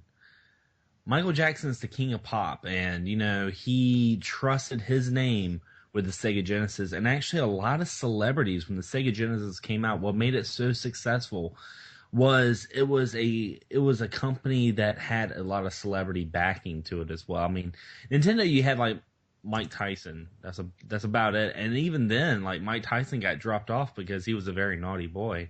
But I mean, you just had so much when the Sega Genesis came out that when it first came out, it like sucker punched you in the face. It was like, this is the next thing. And of course, I mean, they were competing with the Nintendo. They weren't competing with the Super Nintendo, but still, I mean, like Miguel said, you have to give credit to the pioneers. I mean, there's a lot more better bands than Black Sabbath, but Black Sabbath is like the godfather of metal, where Sega Genesis, it might be the godfather of the 16-bit. You tagging Ricky, you want to tag in? Yeah. I want to tag in Ricky. Right, cool. My bit's short and sweet, but the thing that I want to point out is that if you look at their predecessors, and well, basically, let's put it into perspective. You go back to the Sega Master System in comparison to the NES, and I will admit the Sega Master System was completely hammered by the NES with stupid figures. I think it was like 5 times the amount of copies sold or something for the NES. So that bearing in mind, you've got to think about reputation. Sega's reputation was obviously not as high as Nintendo's reputation would have been. So coming in with a new console, they wouldn't have looked as strong as Nintendo would have been at the time. So I think, considering the fact that they put up a massive fight against SNES when it comes to numbers in comparison to that, I think it's a massive improvement. And in that industry, you only want to improve. You don't want to go backwards. And I think if they kept the battle going, if it hadn't have been for the fail that in my opinion was the Sega Saturn, Sega would have done a much better battle. And had it not been for NES having such a good reputation, could under speculation, could this have been different? Could Sega Mega Drive have sold a lot more copies? I want to tag in Miguel. It goes back to what I was saying with the whole NES practices. They strong-armed their competition with their licensing agreements that pretty much kept anybody from getting into the market. I mean, they pretty much kneecapped Sega with the original Master System. Like I said, the fact that the Genesis was able to come out and overtake that and hold more than half the market, I give them a lot of credit. I mean, I not since the PlayStation, I think, has a newcomer come in and pretty much taken over the market as fast or as hard as the competition did. And then PlayStation, pretty much personified the 32-bit era. I think you could say the same thing about the Genesis. It pretty much set the standard for what the bit wars were. It was the bit wars, in my opinion. So I'm gonna tag in Xander. Xander, you want to tag in on this one? I mean, I don't really know what's much more to say. I mean, other than the fact that, I mean, the Genesis was, I mean, Sega was an underdog. It was an underdog with the Sega Master System, and it came back with like a Hadouken and like punched Nintendo in the face with the Genesis. Even though like Nintendo monopolized, like Miguel talked about, I mean, they pretty much told companies, "Hey, make games for us and only us." So of course, Nintendo, had the upper hand for a little while. Ricky, you got anything you want to rebuke? I'm just going to add to it and just say that Nintendo took a step backwards when they brought the SNES, because the NES sold 62 million copies, whereas the SNES only sold just under 50 million copies. And then you've got the Master System selling only 13 million copies. And then the Genesis came along and sold almost 30 million units. So I think that, that shows a massive change in the market share. I think it's good enough to point that out. And I'll end by saying this. If nothing else, like I said before, the Genesis kind of forced the SNES to have to rethink itself in terms of the fan base that it caters to. So I kind of think that the Genesis, even if you want to give the points to the SNES side, you have to admit their big overtaking was because of Genesis. Without the competition, who knows where SNES would have been? Who knows if we would have gotten half the games that we did for that console? Okay, Nintendo, I'm not gonna lie to you guys. Sega smashed it there. Give us your rebuttal. I'm giving you 40 seconds. Make it work. Who's going Travis, first? hit it. Oh my god, ow, feedback. Rudy, stop. mute yourself for a bit. Me? Go. Big T, Ah. hit the shit. Oh, hang on a second. Ow. All right. Ooh. I know Anyways. it hurts. Don't worry. Just lie there. It'll be fine. Wait, Don't play the anyways. horror card, Travis. Destroy this ass. Okay, so you weren't going to say that the Genesis did all that stuff. I'm still going to point out the fact that when the Super Nintendo was selling like crazy, especially with all the games that are coming out for that system, Sega, you look at them, they felt a little threatened. So what they do? Oh, we're going to come up with an add-on to play CD-ROM based games where the CD games looked like crap. Alright? And most of them were FMVs, and because of that, FMVs aren't really that popular anymore. And then that still didn't help them out very much, and they came out with a 32X add-on that only a year later they brought out the Saturn. Which failed. Which failed, yes, in favor of the PlayStation. But still, at the same time, Nintendo didn't change anything. This only made their games better and better until we got to the Nintendo 64 age. So Nintendo stayed true to their fans without putting on any gimmicks at the time. And on top of that, the fact that you want to bring up the competition, or the fact that Genesis sold more in their first couple of years, or the market was 55%. Yeah, they didn't have any competition because no one else was competing against them. They were the only system that was coming out at the time. And it's the fact that you want to sit there and say Michael Jackson. Well, Michael Jackson turned out to be a child rapist who was murdered. Oh, We that had wasn't Macaulay proven. Culkin. It was whatever. Okay, he was still a child rapist. You know, I mean, like What do we you were mean he backed was by a murdered? drug. Yeah, never mind. We were backed by a drug addict. You were backed by a child rapist. You can't really sit there and talk about the king of pop, blah blah blah blah blah.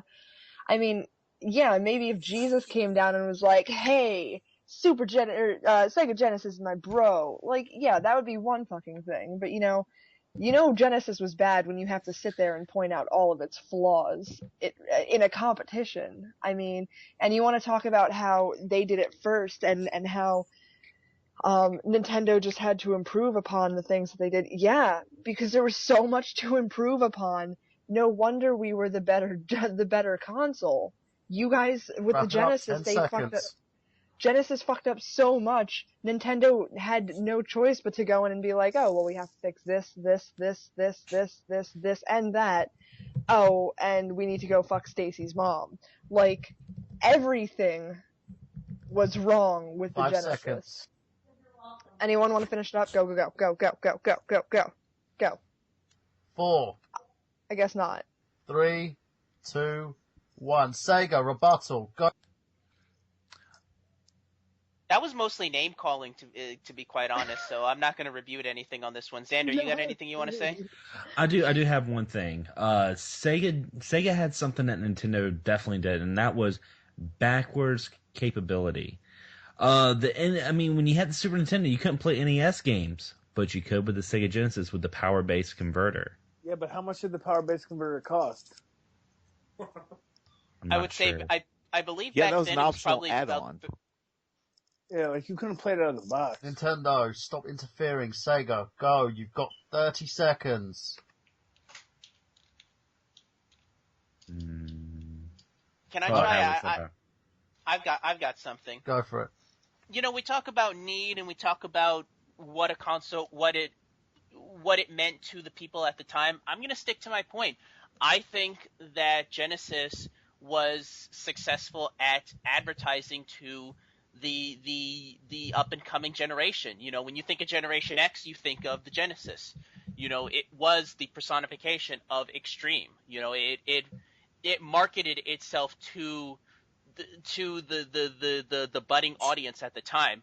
Whereas I think Super Nintendo, in spite of itself or because of itself, played it safe.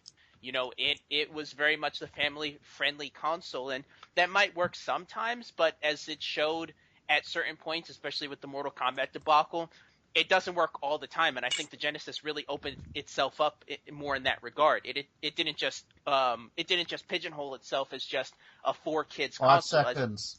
As we saw later down the 4. line with the N64 and the GameCube, that hurt them. So I think it was a much more open, Time's wider marketed up. console. Okay. Me and Braden deliberated here. And we are going with Sega. Woo! So it's 15 all, guys. And now we're going to go for the tiebreaker question. This one wins you the pot of gold and also the mutual respect and bragging rights of your peers. The question is, third-party support. Which company managed to make third-party support worth a damn on their console? Sega gets the first chance here. We have a 3-team chance. You get to tag in. You know what? Actually, let's do a battle royal. How this is going to work is for the final one, we're going to do a battle royal. Basically, you can make a point. What you can do is make a point and hand it over to the other team. If you want them to do that, they can then put a rebuttal and you can refute it. It's pretty much what it's going to be worth here, guys. Everyone's in play here. Do not talk over each other. If somebody wants to tag in, say like Marley wants to jump in on a point Xander's making, all she's got to do is say tag, and then Xander lets her make her point. Don't talk over each other. Ready? And go. All right. In terms of third-party support, I got to give Sega the edge on this one because of its ties to arcade backgrounds. You know, they helped a lot with arcade cabinets back in the late 80s and the early 90s, and you saw that in their third-party support. You saw a lot more arcade games, a lot more fighting games being ported over to the Genesis because they made their hardware specifically for that. You also have the openness of their licensing system. You know, Nintendo really at that point, and even especially in the long run, really kneecapped a lot of third-party developers by limiting how many games that they could put on the console, what content they could have in there, who they could market to, and I think that's where you got a lot of developers coming to Genesis to bring their games over. I mean, we mentioned Mortal Kombat before. You had a lot of these games, the Splatterhouse franchise for one, which was a very popular third-party game on there. I think in terms of third-party support, they were much more open. They allowed for more games. They allowed for more content. And I think in terms of their help with the third-party companies, especially with those arcade ports, I think they really went a long way towards making third-party support a lot more open. Whereas Nintendo, I think, relied too much on its first-party titles. They were good first-party titles, but I think we've especially seen nowadays, you can't really rely on just your own in-house stuff. You got to open yourself up more.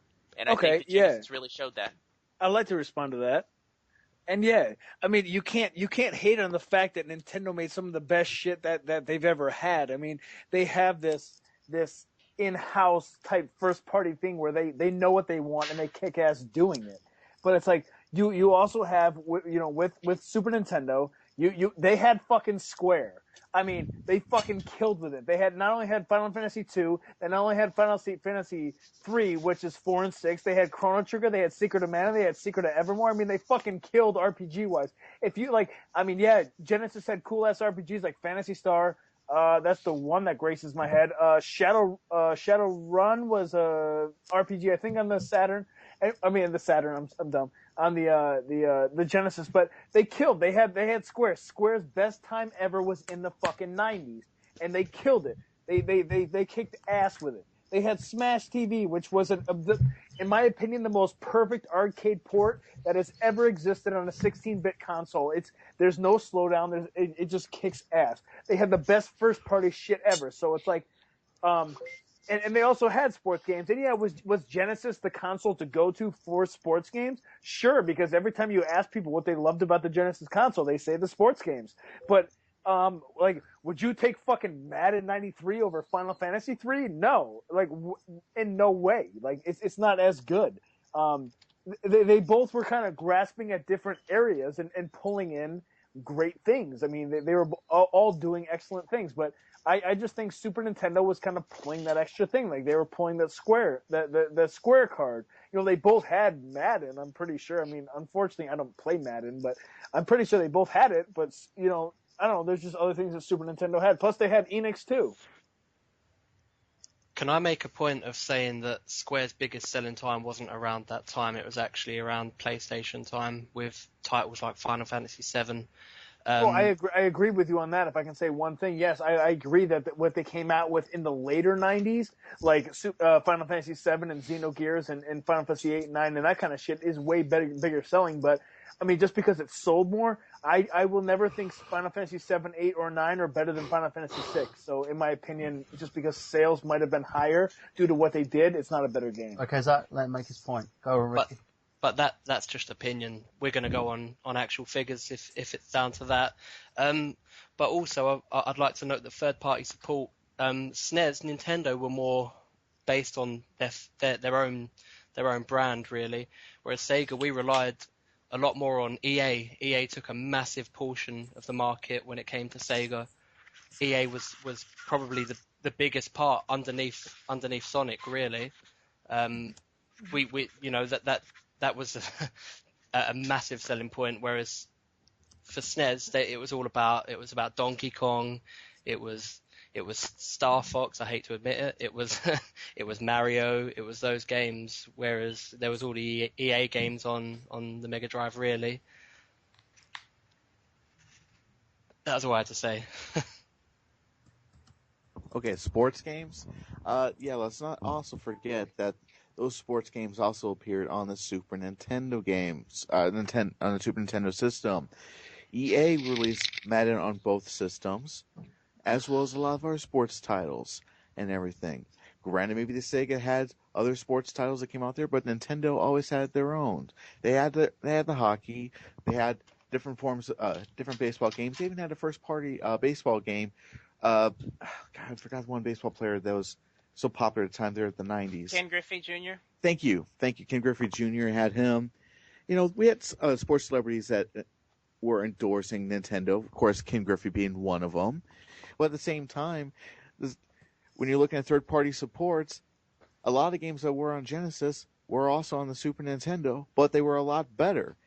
I mean, one I could think of right off the top of my head that was a lot better, and we've already touched upon it earlier, was Zombies Ate My Neighbors.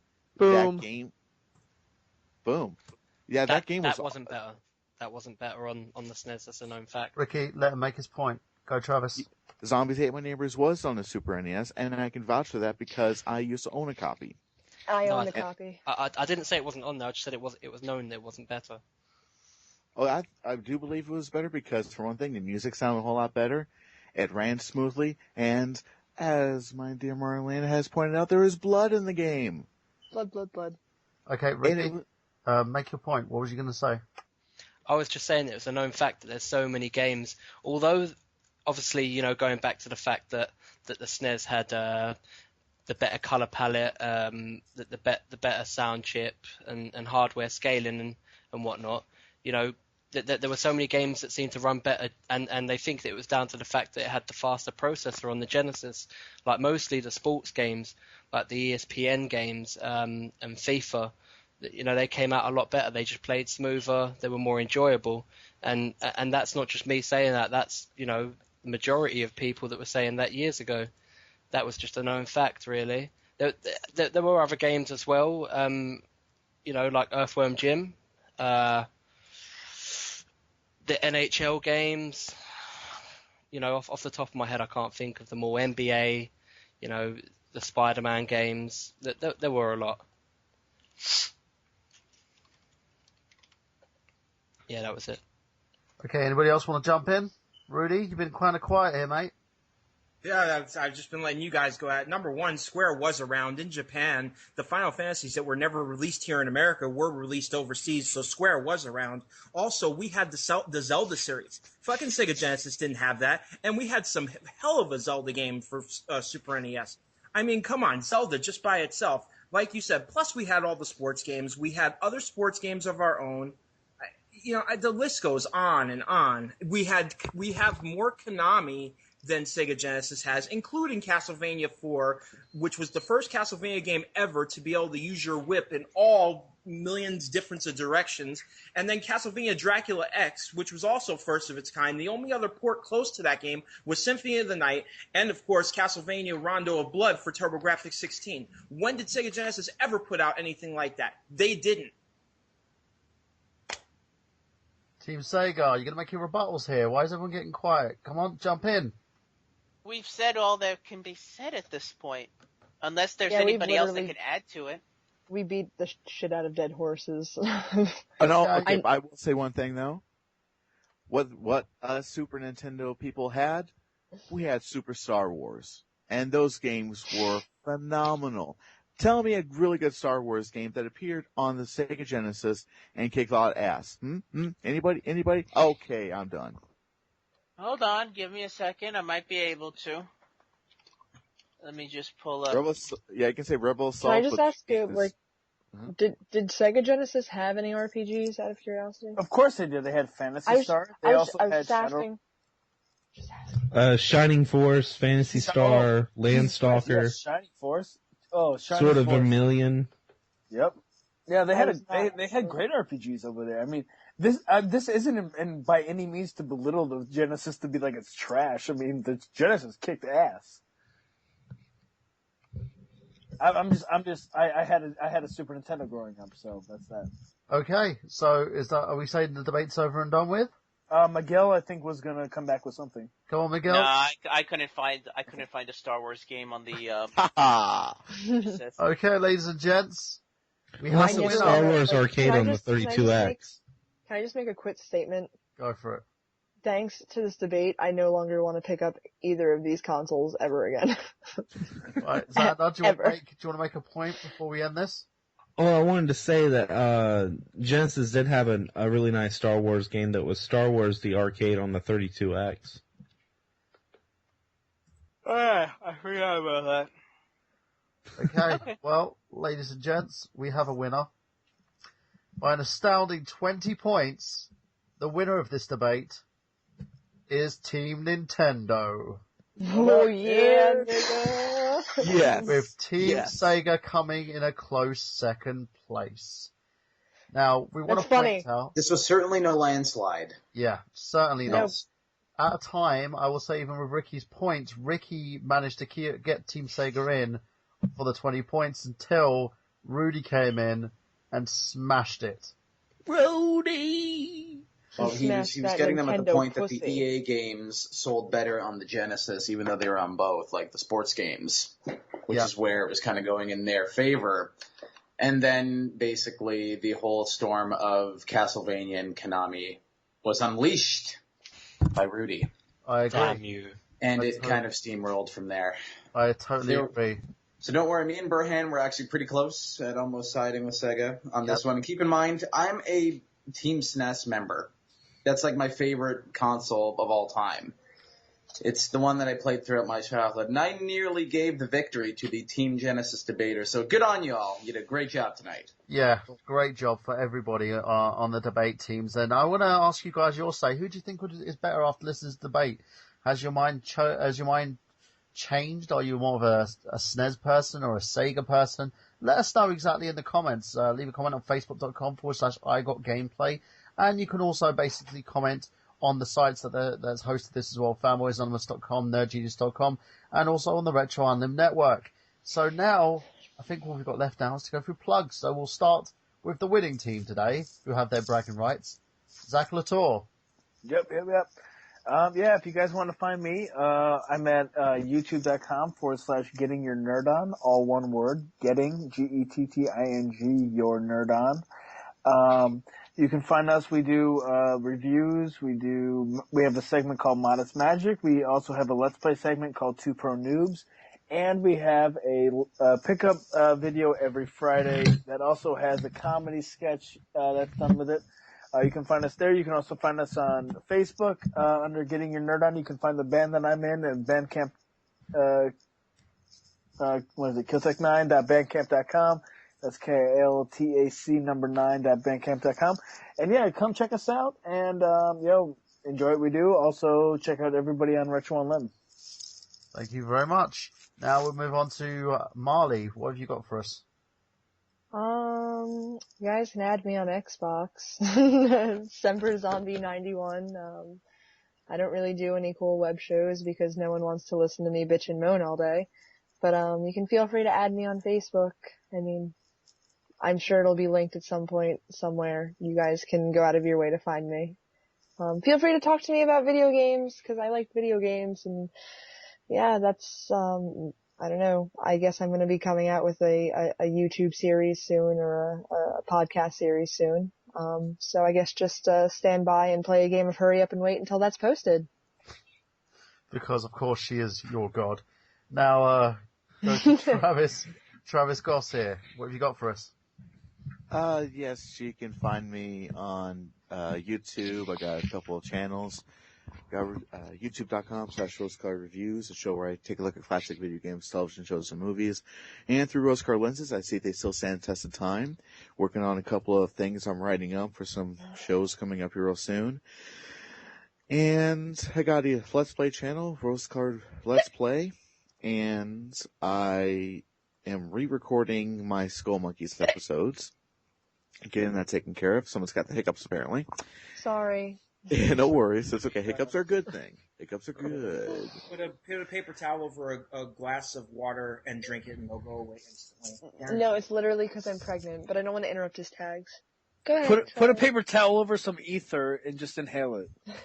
Put a towel over your face and smother yourself. Zach Latour, the man who made love with his Neo Geo AES, telling her how to have a good time. I do what I have to for the film. But and a couple other things I have to mention too. Burhan mentioned this when we were trying to do the live show here. I have been promoted on Retro on Limb as an executive producer, so yay, awesome. Thank you so much for having me part of Retro on Limb. And you can find me on Twitter. TravisScott79 is my handle.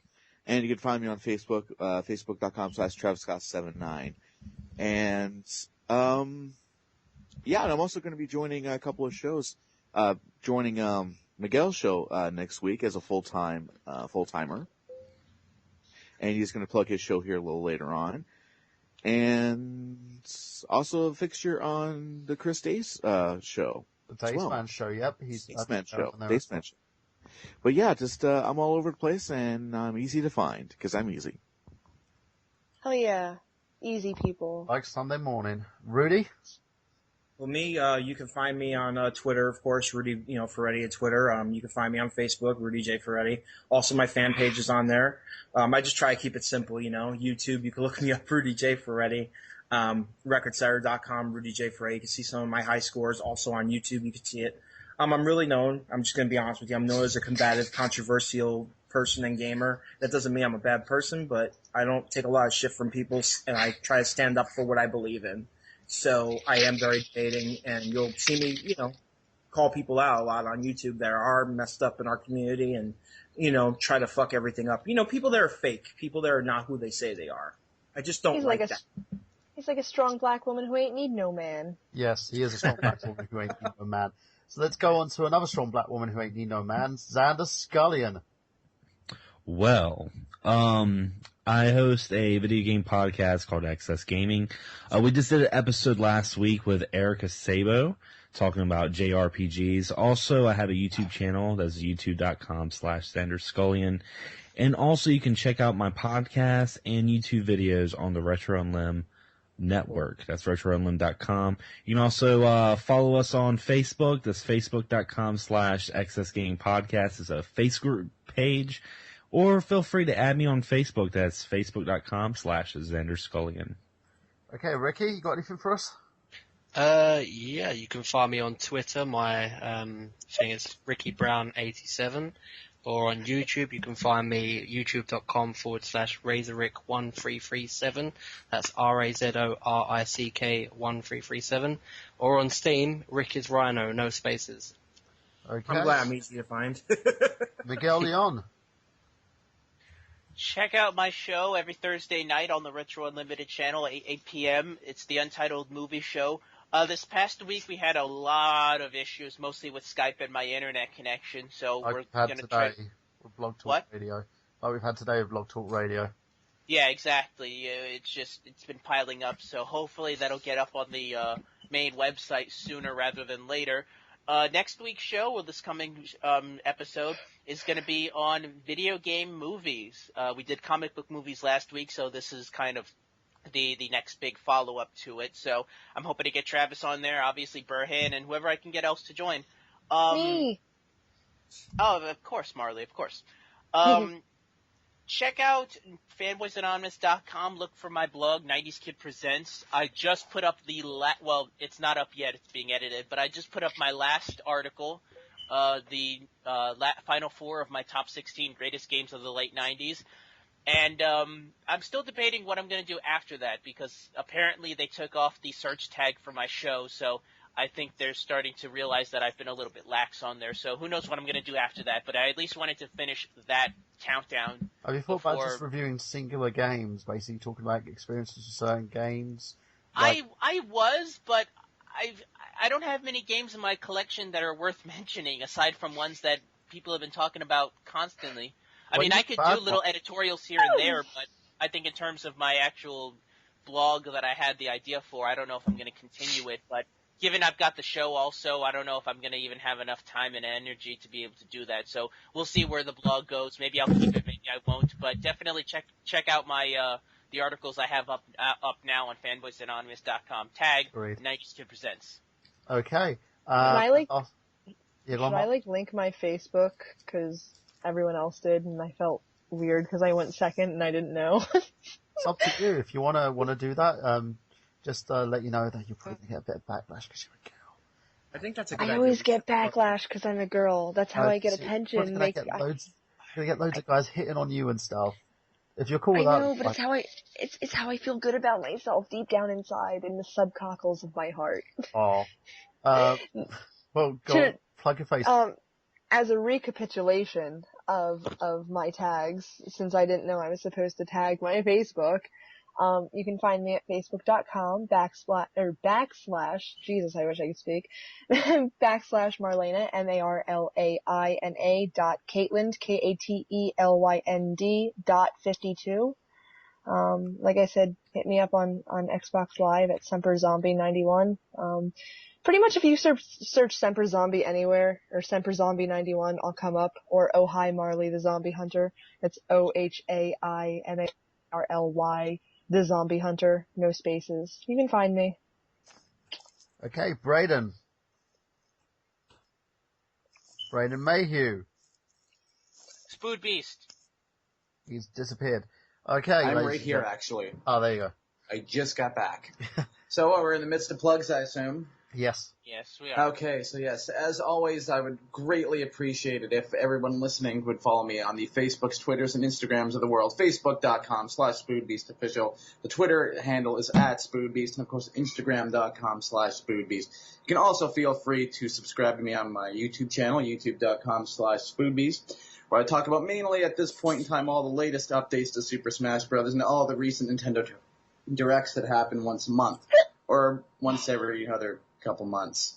On that note, you can of course visit fanboysanonymous.com, where I contribute various different articles at different times, as well as keep following everybody here on retroonlim.com. This site has a lot of great different content material to offer. Great group of people here. Just like you know, ladies and gentlemen, the Retro Onlim Network is going to be expanding soon. So if Really? you want to get your applications in, get them in now. We can have a look at your shows, look at test footage and podcasts, etc. So you can take a look at that. Also, I got gameplay every Saturday at 8 p.m. So if you want more gaming like this, and you've got any ideas for shows that you'd like us to put on, we will put it on for you at I Got Gameplay. And also, if you want to check out Excess Gaming Podcast, Getting Your Nerd On, and also anybody else who wants to join up, you can check these shows up on nerdgenius.com. I know I haven't posted a YouTube video for a while. I will be posting one soon. I've just got a lot on my plate. So make sure you check those out, guys. YouTube.com/TheNerdGenius, nerdgenius.com, also dailymotion.com/nerdgenius as well. I want to give a great big shout out to Rob Man as well, who's been the patron of people posting about depression. He's trying to create awareness about it, guys. So check him out as well. Check out Happy Console Gamer and everything else that everyone's got going on at the moment. They've got some core talent here. Guys who are basically are amazing. Check out Zach Latour's new Getting Your Nerd On Pickups video. It was hilarious. I helped write that one about the Neo Geo AES. So I think I'm nicknaming you the Neo Geo lover, Zach. Fanboysnumbers.com as well if you want to check out that. They host the I Got Gameplay podcast, part of that as well. And for, last but not least, for Xander, for Rick, for Braden, for Rudy, for Marley, for Zach, for Miguel, for Travis, I'm Michael Burhan, and I would like to say to you that we've got gameplay. Have you? Awesome. Do-do-do-do-do-do.